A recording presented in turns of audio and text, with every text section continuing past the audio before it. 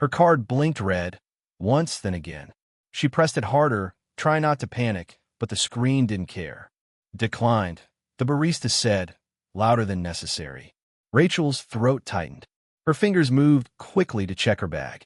No guolit, no cash. She almost never forgot anything. But today, of all days, this. I think I left my wallet in my office. Just give me a moment, I'll. The line behind her shifted. The barista's smile thinned. Then came the voice. Calm, steady, unexpected. It's just coffee. Happens to the best of us. She turned. A man stepped forward. No hesitation. He lifted his phone and tapped it to the reader. A chime. Done. He held the cup out to her. Here. You don't have to do that, she said, flustered. I know. He shrugged lightly. But if it were me, you'd do the same. She stared at him. Short brown hair, navy polo, security badge clipped to his belt. No trace of smugness. Just stillness. She took the cup, trying to gather herself. Thank you. I'll pay you back. No need, he said with a quiet smile. The lid wobbled. A drop of coffee landed on her blouse. Of course. Perfect. Before she could reach for anything, he stepped forward again, gentle, careful, and dabbed the fabric near her collarbone with a clean napkin. There, he said. Mostly gone. She opened her mouth, but he was already turning away. Wait, what's your name? He glanced back once. Caleb. Then he walked off. She stood there, holding the napkin in one hand, the coffee in the other. No one else had seen her. Not really. Not like that. And he never even asked her name. She sat at the table, flipping through resumes one after another. Pages full of perfect credentials, clean timelines, identical ambition. Her pen tapped against the edge. Then she saw the name. Kayla Morgan. Her fingers paused. She'd seen it before, but not here. She pulled from the discard pile, fast now, scanning until it appeared again. Same name, this time with a red line across the top. Rejected. Gap in employment. Vague explanation. No follow-up. She stared at it. But then she read slower. Former senior systems engineer. Halbert Technologies. 8 years. Internal promotions, solid record. Then the break. 3 years. Just a line. Personal leave. No details. Her eyes narrowed. She opened the application portal. Found the attached note. Looking to re-enter the tech world at my own pace. I'm not looking for pity. Just purpose. Something in her chest caught. She clicked away from the portal. Opened a search bar. Type his name. The article was old. Hidden deep. But there it was. A headline. A photo. Caleb standing at a roadside memorial, a single white rose in his hand. Her breath slowed. Her hand curled into a fist around the pen. They hadn't seen it. Whoever crossed his name out, they hadn't looked past the blank space. But she had. She picked up the resume, drew a bold black line through the rejection mark, then wrote in clear letters. Priority review. Interview with CEO. He sat across from her now, quiet, still, unreadable. Rachel studied his face. The same calm eyes. The same voice that once said, "It's just coffee." I imagine you're wondering why I called you in, she said. Caleb smiled lightly. Besides the obvious coffee incident, she let a short breath escape, almost a laugh. Then opened the folder in front of her. 8 years at Halbert Technologies. Multiple commendations. 3-year gap. He didn't flinch. I didn't think it would matter. Most people stop reading after the gap. She leaned in, voice softer. And if they didn't, he met her gaze. They'd see someone rebuilding. On his own terms. Rachel closed the folder. Slowly slid an envelope across the table. This isn't about the coffee, she said. And it's not out of obligation. Caleb opened the envelope. His eyes scanned the offer. Then back to her. I'll accept, he said, but on one condition. She raised an eyebrow. You let me paint next time. Her lips curved, this time not guarded. Deal. He stood, nodding once. As he turned to leave, she waited until the door clicked shut. Then her hand slipped in a side drawer. The napkin was still there. Folded, barely stained. She held it for a moment, fingers tracing its edge, and smiled just enough.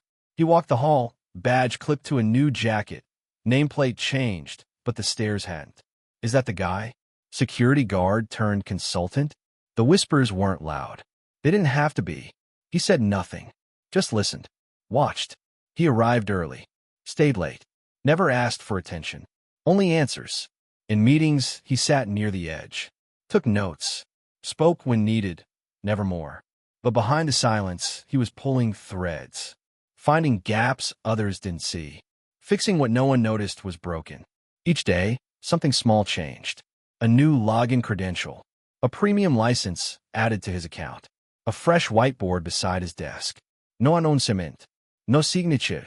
But he knew. Rachel was watching. Not with eyes. With trust. And that was enough.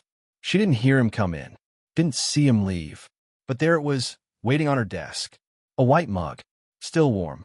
Chamomile. Beside it, a folded note. No signature. Just 5 words in clean, steady handwriting. You look tired. The world can wait. She stared at it for a long time. Her fingers curled around the mug. No one said things like that to her. Not anymore. The next morning, everything broke. An internal memo leaked. The media twisted it. Departments panicked. Voices in the boardroom rose. How could this happen? Who approved the language? Where was oversight? Every question turned toward her. Rachel sat still, spine straight, jaw locked. But her grip on the pen turned white at the knuckles. Then Caleb stood. He didn't raise his voice. Didn't rush. Just steady, calm, clear. With respect, he said, if we're going to question leadership, let's be accurate. The room fell quiet. She wasn't the leak. She didn't miss the protocol. That was on my team.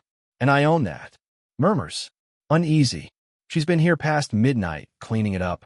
So unless anyone else here has worked more hours this week than she has, I suggest we direct our attention to fixing, not blaming. Silence. Rachel didn't speak. Not right away. When the meeting ended and the room emptied, she found him waiting by the door. Why'd you do that? She asked. His eyes didn't shift. Because you were alone. He paused. And I know what that feels like. She moved through the room like a polished answer to a question no one dared ask. Smiles. Toasts. Laughter on cue. But beneath the dress, beneath the shimmer and poise, she was tired. Her shoulders ached from holding everything up. Later, she stepped onto the balcony alone. The crowd blurred behind her. The air felt softer. Lighter. Then he was there. No words. Just presence. She didn't turn right away. Just watched the sky with him. A burst of red. Then silver. Then gold. Without looking at him, she asked, why do you notice the little things? His voice was almost a whisper. Because I know what it's like when no one notices. She looked down. His hand was already open. Waiting. She placed hers in it quietly. Another burst lit the sky. The color danced in her eyes. She didn't look away. Thank you, she said, her voice barely reaching him. He squeezed her hand. Always. He meant it. But the way his eyes lingered said something more. Something he wasn't ready to say yet. And something she wasn't ready to hear, but already felt. She saw it from the hallway. Mia sat alone, shoulders tight, eyes red. Caleb didn't say much. Just pulled a chair across from her. Waited. After a while, Mia whispered, I messed up a report. Bad. Caleb nodded. You think the rest of us don't mess up, but you always seem calm.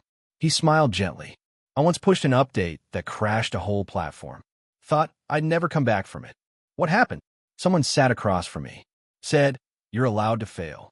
You're not allowed to give up. Mia exhaled, shoulders easing.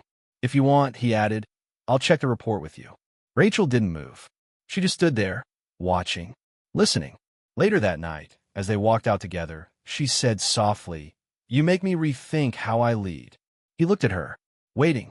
All this time, I thought leadership meant staying ahead of everyone. She paused. But maybe it's more about walking beside them. He nodded once. Leadership doesn't start with power. It starts with presence. The next day, her car was in the shop. He offered her a ride. She didn't argue. The city passed in silence. Soft music played low. She leaned back, closed her eyes, the weight of everything slowly letting go.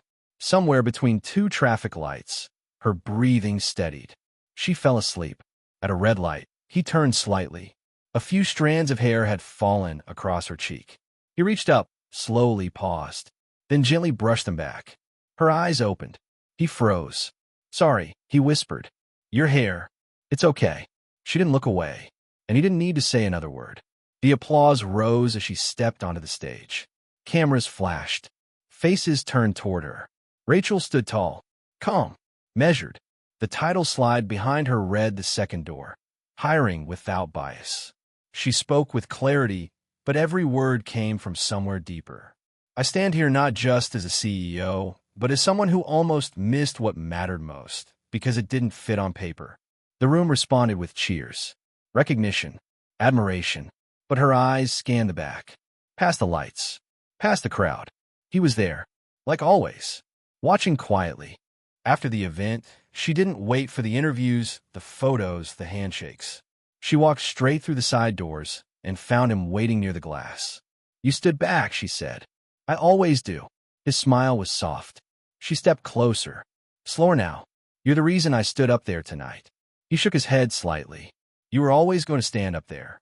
She looked down, then up again, this time with nothing between them. "I don't love you because you were kind when my car got declined," she said, voice steady. "I love you because you're kind when no one's watching."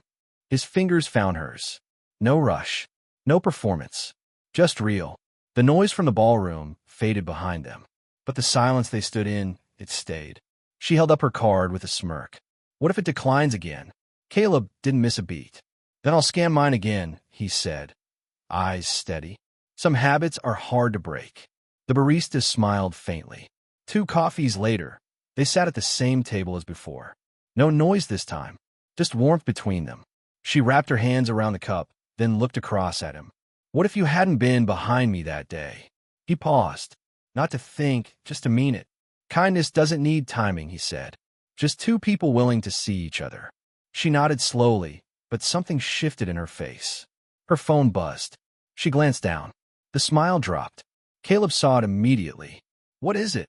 She didn't answer right away. "Then, we may have another storm coming."